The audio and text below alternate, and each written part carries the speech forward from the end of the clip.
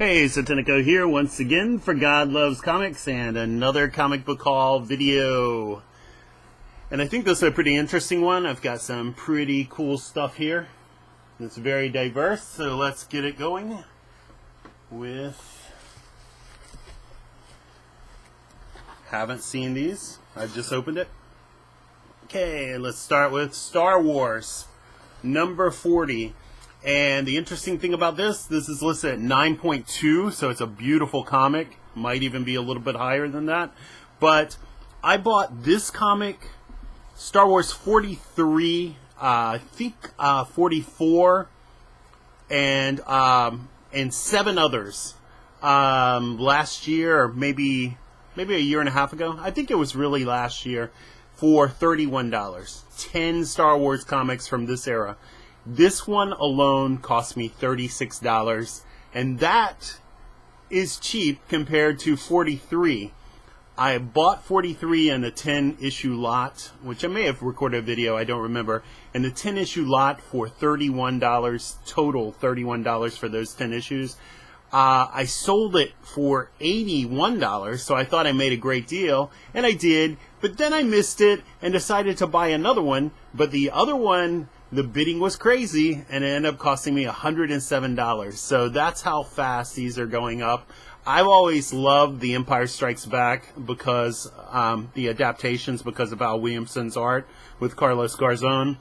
And usually people don't appreciate comics just for the art, and they don't appreciate this one because of the art either. They appreciate it because it is loaded with first appearances, first Yoda, first Lando Calrissian, and most importantly, the first Boba Fett in issue 42, which now has gone crazy. I'm glad I still have a copy in really high grade, but I mean, it is slabbed. It's going in for the thousands, raw, 300, 350, 400, just keeps going up. So that is number 40. Now here is something really interesting. I've never seen this before. I've seen the comic. I've seen this issue. But this is a reprint of X-Men number 60. As you can see, it still has the original price on it from 15 cents. And I believe that's a Neil Adams cover. I believe Neil Adams was working on X-Men at that time. And the interesting thing about this is it was a 1993 JCPenney giveaway variant. And so this actually cost me $15.50. They graded it as a 9.4. I thought it was pretty cool to get, even though I probably didn't want to pay quite that much for it.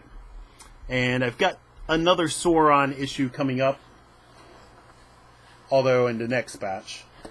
And then, right here, we've got another beautiful copy. That is Black Panther number 11.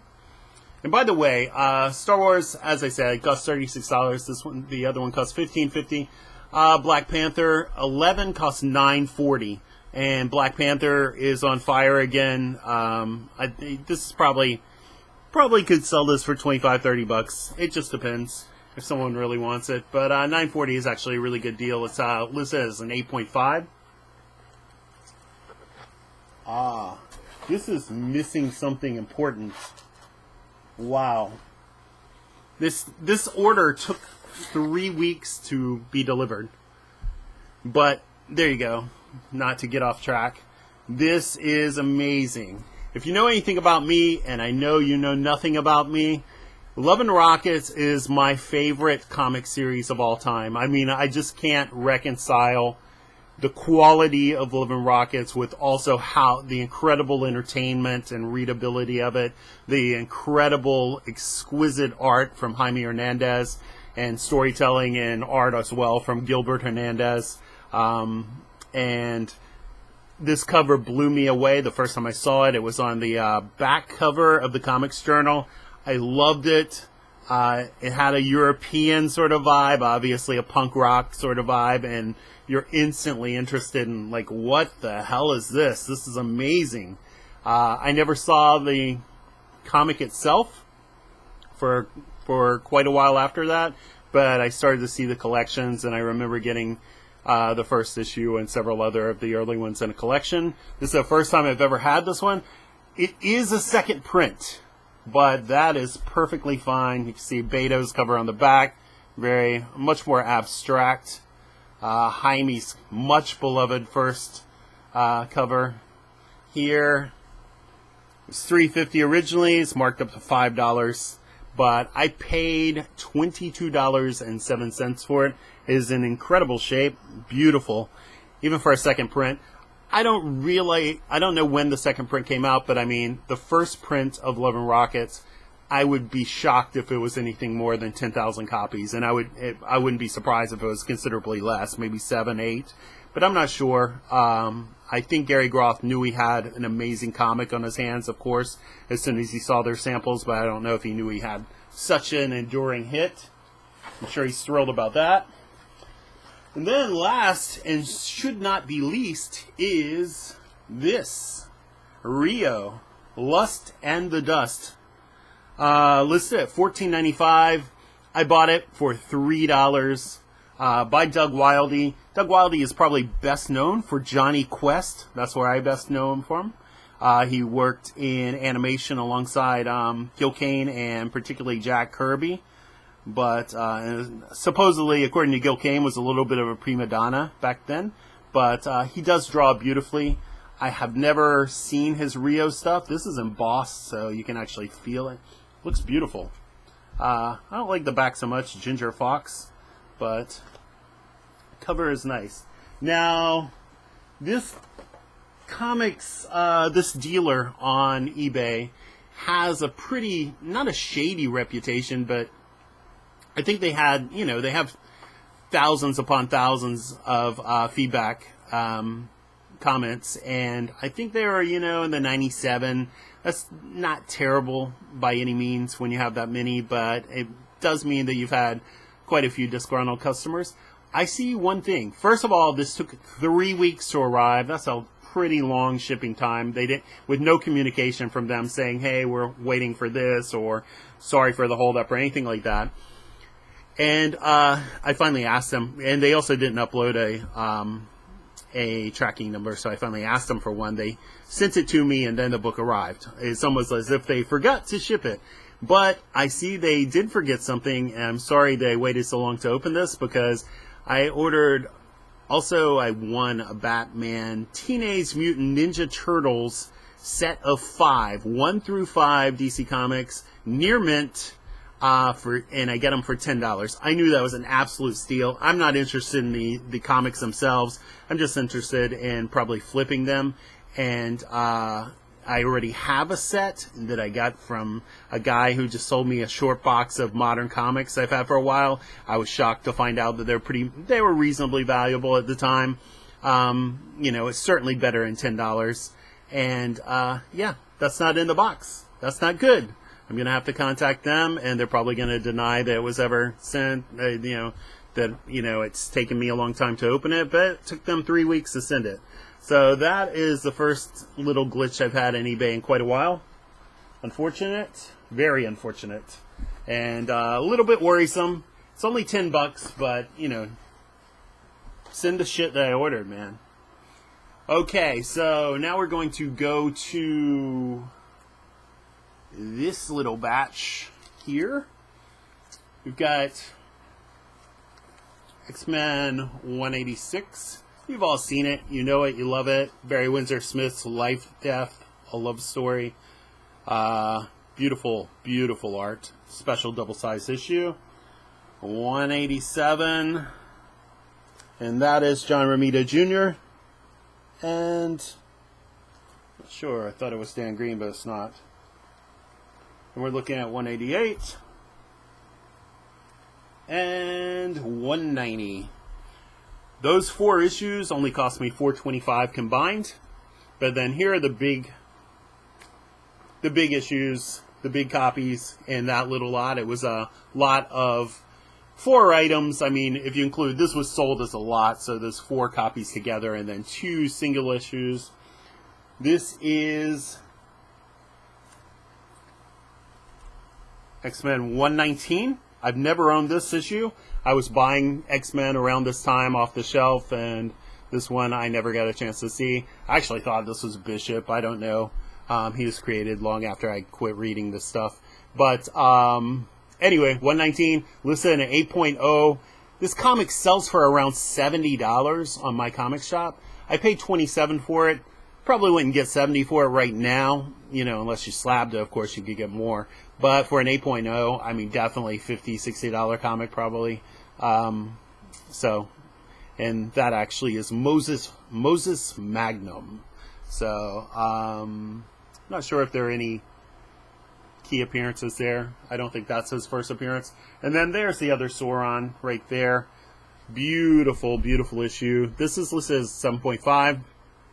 And I paid $29 for it. Surprisingly, it's only a $40, $50 comic. First appearance of Zaladane, whoever that is.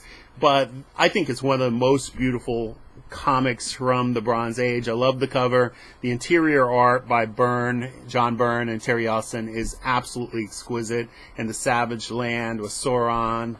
It's just a really beautifully drawn comic. And I saw it. I've had this comic in my collection for a long, long time. I bought it when it was on the shelves. And so this is the first time I've bought a second copy off of eBay. And as I said, paid almost $30 for it. Totally worth. Beautiful copy. Happy to have it. And then let's go to a little bit more X-Men. Here's where I make my bones back. Because got a sweet deal on these. There's a lot of 6. An X-Men 181. And all of these I would say are in fine plus, very fine.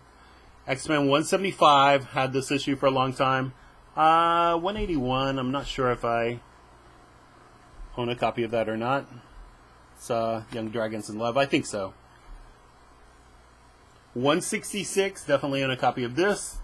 With Paul Smith art, beautiful Paul Smith art. Has that really clean, cartoony sort of animation style.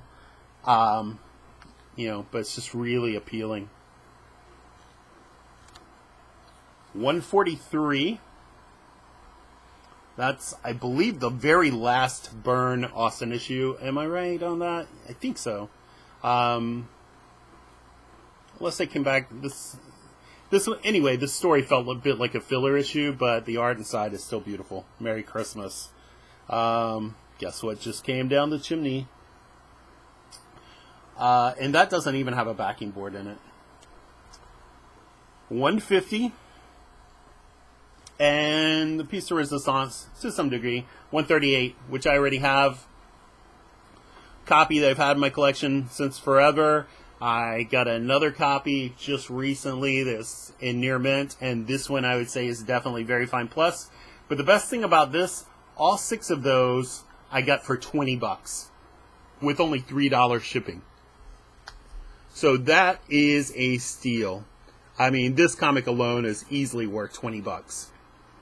Even though it's very common, so it's not hard to find, so I'm sure you can find a deal on it for less than that. But these 6, this is also has some value. 166 does, and it's a double-sized issue. I mean, 6 Bronze Age X-Men comics for $20. Great deal. Fantastic deal. I think the mistake the seller made, I don't think she's a collector. And she just listed it as, lot of 6 X-Men, good condition. And the good condition was just her generic term for, hey, these look good. But I think a lot of collectors, they were just skimming by it, if they see it on the scroll or whatever, they just assume these are good, as in the grade good, and probably just pass right by it.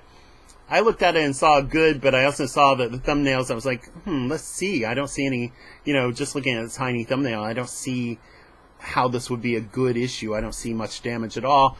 Opened up the pictures, looked down very closely and full size, and, scrolled over them.